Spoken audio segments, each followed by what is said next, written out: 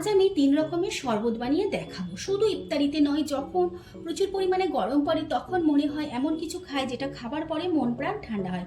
সে সময় এই ধরনের শরবত বানিয়ে যদি খাওয়া যায় তাহলে প্রাণ জুড়িয়ে স্বস্তি পাওয়া যায়। তাহলে দেখা যাক কিভাবে 3 রকমের শরবত বানিয়ে ফেলবে। প্রথমে তরমুজের শরবত বানিয়ে দেখাবো।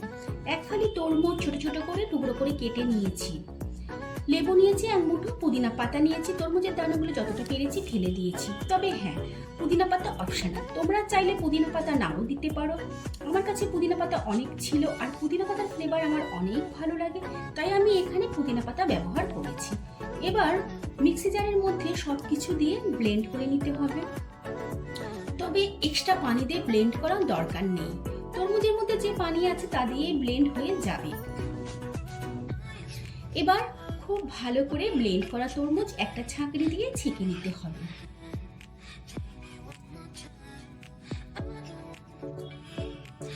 এখানে এক বাটি চিনি মিক্সিতে আমি ব্লেন্ড করে নিলাম, তার কারণ গুঁড়ো চিনি জুসের সাথে দিলে খুব তাড়াতাড়ি মিশে যায়।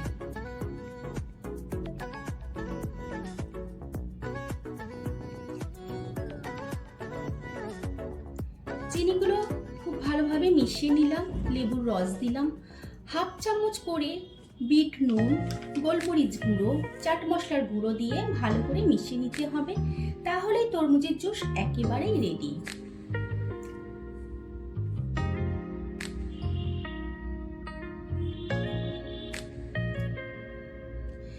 এবার কিছুটা বরফের টুকরো আর কিছুটা তরমুজের টুকরো নিয়ে গ্লাসের মধ্যে দিলাম।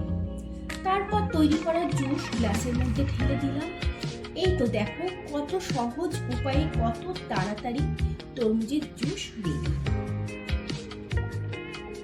গরমের দিনেই বলো আর ইফতারিতেই বলো, বাড়িতে যদি এইরকম জুস বানিয়ে খাওয়া যায় তাহলে এক গ্লাসের জায়গায় 2 গ্লাস অনায়াসেই খাওয়া যায়।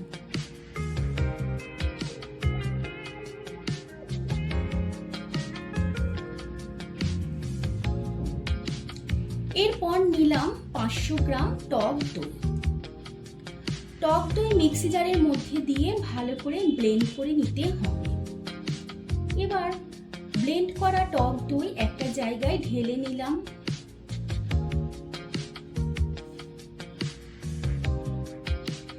মিক্সি জারের মধ্যে কিছুটা দই লেগেছিল যেটা পানি দিয়ে ধুয়ে নিলাম। এবার এখানে গুঁড়ো করা চিনি দিলাম 3 চামচ, খুব ভালোভাবে মিশিয়ে নিলাম।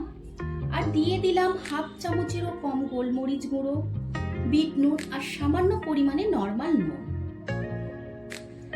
এক ফালি পাতি লেবুর রস। এবার সবকিছু ভালো করে মিশিয়ে নিতে হবে আর পরিমাণ মতো পানি দিয়ে মিশিয়ে নিতে হবে। তাহলে দইয়ের শরবত একেবারেই রেডি।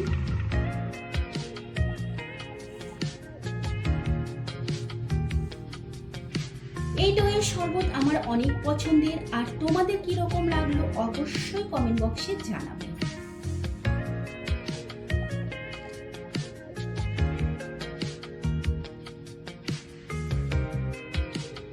এখানে দই দিয়ে আর এক রকমের শরবত বানিয়ে দেখাবো। যার জন্য নিয়েছি গুঁড়ো দুধ 2 চামচ, এক বাটি মিষ্টি দই আর চিনির পরিবর্তে গুড় নিয়েছি মিষ্টির জন্য। সবকিছু ব্লেন্ডারে দিয়ে ভালো করে ব্লেন্ড করে নিতে হবে। আর পানির পরিবর্তে দিয়েছি ফুটিয়ে রাখা গরুর দুধ 1 বাটি। এবার ভালো করে ব্লেন্ড করে নিলাম। একটা জায়গার মধ্যে ব্লেন্ড করা দই ঢেলে নিলাম আর এখানে আরো 1 বাটি দুধ দিলাম। চামচ দিয়ে ভালো করে মিশিয়ে নিতে হবে। এবার এর মধ্যে দিয়ে দিতে হবে হাফ চামচ করে গোলমরিচ গুঁড়ো, বিট নুন আর নরমাল নুন। এগুলো দিয়ে ভালো করে মিশিয়ে নিতে হবে।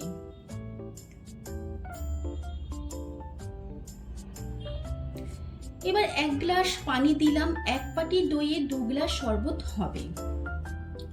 কত সহজ উপায়ে দইয়ের আর এক রকমের শরবত রেডি হয়ে গেল দেখো। তবে হ্যাঁ, এখানে তোমরা চাইলে কনডেন্স মিল্ক ব্যবহার করতে পারো। আমার কাছে ছিল না তাই আমি দিতে পারিনি। কনডেন্স মিল্ক ব্যবহার করলে শরবতের ফ্লেভার অনেকটা বেড়ে যায়। কোন শরবত তোমাদের কিরকম লেগেছে অবশ্যই কমেন্ট বক্সে জানাবে। তোমরা প্লিজ একবার হলেও ট্রাই করবে। আর এই রেসিপি যদি ভালো লেগে থাকে ভিডিওটি লাইক ও শেয়ার করবে। তোমাদের কাছে অনুরোধ রইল চ্যানেলটি সাবস্ক্রাইব করে পাশে থাকা বেল আইকনটি ক্লিক করে দেওয়ার জন্য। আল্লাহ হাফেজ।